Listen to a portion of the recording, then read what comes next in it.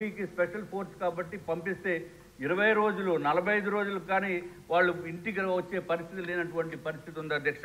దయచేసి దీనిపైన ప్రత్యేకమైన దృష్టి పెట్టి గౌరవ మంత్రివర్యులు సానుకూలంగా స్పందించి తగిన చర్యలు తీసుకోవాల్సిందిగా మీ ద్వారా నేను కోరుకుంటున్నాను అధ్యక్ష. మంత్రి గారు. అధ్యక్ష, గత 5 సంవత్సరాల్లోని కూడా రాజకీయ అవసరాల గురించి వాళ్ళ రాజకీయ ప్రయోజనాల గురించి పోలీసు వ్యవస్థని క్లియర్గా చెప్పాలంటే నిర్వీర్యం చేసేశారు అధ్యక్ష. అంటే పోలీసు వ్యవస్థ పోలీస్ డ్యూటీలు శాంతి భద్రతలు కాపాడుకోవాలి అన్న డ్యూటీలు తప్పించి ప్రతిపక్షాల నేతలు ఇంట్ల దగ్గర కాపలా కాయటానికో లేకపోతే వాళ్ళకి పరదాలు కట్టడానికో అంతవరకే వాళ్ళని ఉంచేసిన పరిస్థితి కూడా మనం చూస్తున్నాం. దానిలో భాగంగానే కనీసం పోలీసు వ్యవస్థకి ఏదైతే వాళ్ళకి పోలీసు బలోపేతానికి కానీ అదేవిధంగా వాళ్ళ వెల్ఫేర్ గురించి కానీ వాళ్ళకున్న చిన్న చిన్న ఇమ్యూనిటీస్ గురించి కూడా ఎక్కడ కూడా ఆలోచన చేయకుండా మొత్తం అంతా నిర్వీర్యం చేసిన పరిస్థితి వచ్చింది అధ్యక్ష. ఇప్పుడు ఇందాక మన ఎమ్మెల్యేగా అడిగారు అధ్యక్ష, ఈ వీఆర్లో ఉన్న వాళ్ళ పరిస్థితి గురించి. నిజంగా వీఆర్లో ఉన్న వాళ్ళ పరిస్థితి చూస్తాను అధ్యక్ష, ఒక్కొక్కసారి వాళ్ళకి 6 months వరకు వీఆర్లో ఉంటారు. తర్వాత 6 months తర్వాత వాళ్ళకి ఆ జీతభత్యాలు ఇవ్వాల్సిన అవసరం కూడా ఉంటుంది అధ్యక్ష. కాకపోతే ఈ రోజుకి కూడా లాస్ట్ 5 సంవత్సరాల పరిస్థితి ఎలా తీసుకున్నారంటే పోలీస్ డిపార్ట్మెంట్లో కొంతమంది అఫీషియల్స్ని వాళ్ళకి నచ్చకపోయినా క్యాస్ట్ బేస్ చేసుకొని వాళ్ళకి రాజకీయంగా వాళ్ళకి అనుకూలంగా ఉండరు అనుకున్నా వాళ్ళకి వ్యతిరేకంగా ఒక పని చేసినా వాళ్ళు చెప్పిన పని చేయకపోయినా కూడా వాళ్ళు చాలా క్లియర్గా వాళ్ళందరినీ తీసుకెళ్లి వీఆర్లో పెట్టడమే కాకుండా 2 సంవత్సరాలు 3 సంవత్సరాలు కూడా జీతభత్యాలు లేకుండా వాళ్ళ చేత పని చేయించుకున్న పరిస్థితి కూడా మా దృష్టికి వచ్చింది అధ్యక్ష. ఎట్టి పరిస్థితుల్లోనే అలాంటి వాటి మీద ఫర్మ్గా ఉంటాము. డెఫినెట్గా వాళ్ళకి జీతభత్యాలు ఇచ్చే పరిస్థితి కూడా ఇప్పుడు మేము తీసుకుని వస్తాం అధ్యక్ష. అదేవిధంగా వాళ్ళందరికీ కూడా ఇందాక సార్ అన్నారు కనీసం పిల్లలకి చదివించుకోవడానికి కానీ పెళ్లి చేసుకోవడానికి కానీ. సరే, ఇక్కడ ఒక విషయం చెప్పాలి, సుమారుగా గవర్నమెంట్ ఎంప్లాయీస్ తాలూకా జీపీఎఫ్ అంతా కూడా డైవర్ట్ చేసేసాడు లాస్ట్ 5 yearsలో.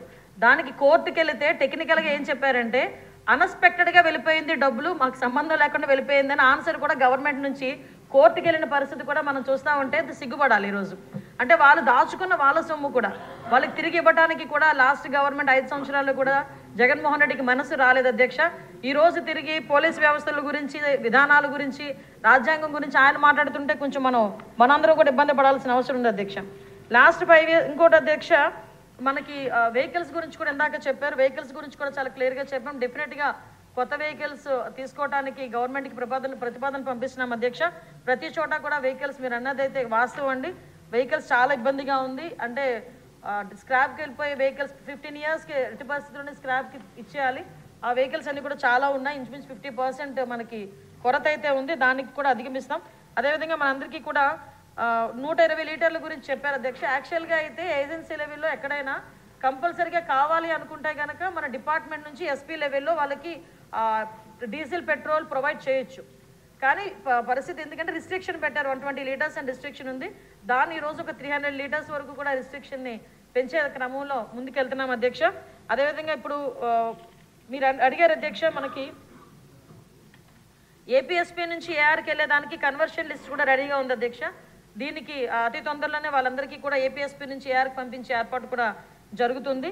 ఒకటి మాత్రం క్లియర్ అధ్యక్ష, ఈరోజు ఏ శాంతి భద్రతలు అయితే వాళ్ళు మాట్లాడుతున్నారో జగన్మోహన్ రెడ్డి వాళ్ళు మాట్లాడుతున్నారో, అంటే ప్రతిపక్ష నాయకుడు కాదు కాబట్టి అసెంబ్లీలో పులివెందుల ఎమ్మెల్యే గారు మాట్లాడితే ఆ ప్రికార్డ్స్ తీసుకొని వచ్చి శాంతి భద్రతలకు మాట్లాడుతున్నారు. ఒక్కసారి బ్యాక్కి వెళ్ళాలి అధ్యక్ష.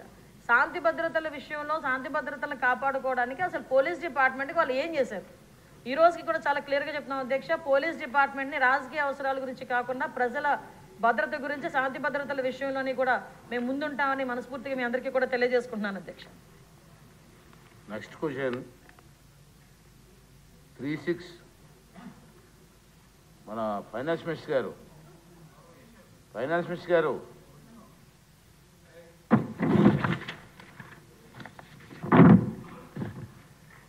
నమస్కారం అధ్యక్ష. సభ్యులు అడిగినటువంటి ప్రశ్నకి సమాధానం, ఇది కోర్టు పరిధిలో ఉన్నందున దీనికి సంక్షిప్తంగా సమాధానం ఇవ్వడం జరుగుతుంది అధ్యక్ష. ఆంధ్రప్రదేశ్ పబ్లిక్ సర్వీస్ కమిషన్ 31/12/2018 తేదీన నంబర్ 27/2018 గ్రూప్ 1 నోటిఫికేషన్ను పురస్కరించుకుని 2022వ సంవత్సరం జూన్ నెలలో సాధారణ అభ్యర్థులకు మరియు నవంబర్లో స్పోర్ట్స్ కోటా అభ్యర్థులకు ఇంటర్వ్యూలను నిర్వహించి 5/7/2022 ఫలితాలను ప్రకటించడమైనది. దరిమిల 30/11/2022 తేదీన స్పోర్ట్స్ కోటా ఫలితాలను ప్రకటించడమైనది. అయితే ఈ ఫలితాలను గ్రూప్ 1 సర్వీస్ ఆమోదించని కొందరు అభ్యర్థులు గ్రూప్ 1 సర్వీసుల కోసం కమిషన్ పలు రకాలైన మదింపు పద్ధతులను పాటించడం జరిగిందని, ఆ కారణంగా వారు ఎంపిక కాలేకపోయారని ఆరోపిస్తూ కొంతమంది ఎంపిక కాని అభ్యర్థులు గౌరవ ఆంధ్రప్రదేశ్ హైకోర్టులో WP 15701/2024 మరియు బ్యాచ్ కేసులను దాఖలు చేయడం జరిగిందని, 2024లో మార్చిలో ఆంధ్రప్రదేశ్ పబ్లిక్ సర్వీస్ కమిషన్ కార్యదర్శి ప్రభుత్వం దృష్టికి తీసుకురావడం జరిగింది మొదటిసారిగా. తర్వాత WP నంబర్ 15701 మరియు ఇదే బ్యాచ్లో 13/3/24 తేదీ గల తమ ఉత్తర్వుల్లో హైకోర్టు ఇప్పటికే సర్వీసులో చేరినటువంటి ఉద్యోగుల ఎంపికను రద్దు చేయాలని, కొత్తగా మెయిన్స్ పరీక్షలు నిర్వహించాలని, పేపర్లను సక్రమంగా మదింపు చేసి 6 మాసాల్లో ప్రక్రియ పూర్తి చేయాలని ఆదేశించడం జరిగింది. అయితే దీని మీద ఏపీపీఎస్సీ రిట్ అప్పీల్కి వెళ్లడం మూలన ఆంధ్రప్రదేశ్ హైకోర్టు గౌరవ డివిజన్ బెంచ్ మధ్యంతర ఉత్తర్వులనిస్తూ న్యాయ ప్రయోజనాల దృష్ట్యా ఇప్పటికే నియామక ఉత్తర్వులు పొంది సర్వీసులో జాయిన్ అయ్యి అర్హులైనటువంటి అభ్యర్థులను తదుపరి లిస్టింగ్ తేదీ వరకు సర్వీసు నుండి తొలగించరాదని ఆదేశిస్తూ 21/3/2024 తేదీన గౌరవ హైకోర్టు డివిజన్ బెంచ్ ఆదేశాలు జారీ చేయడం జరిగింది. ప్రస్తుతం కేసు విచారణలో ఉంది అధ్యక్ష. చౌదరి గారు. అధ్యక్ష, రాష్ట్రంలో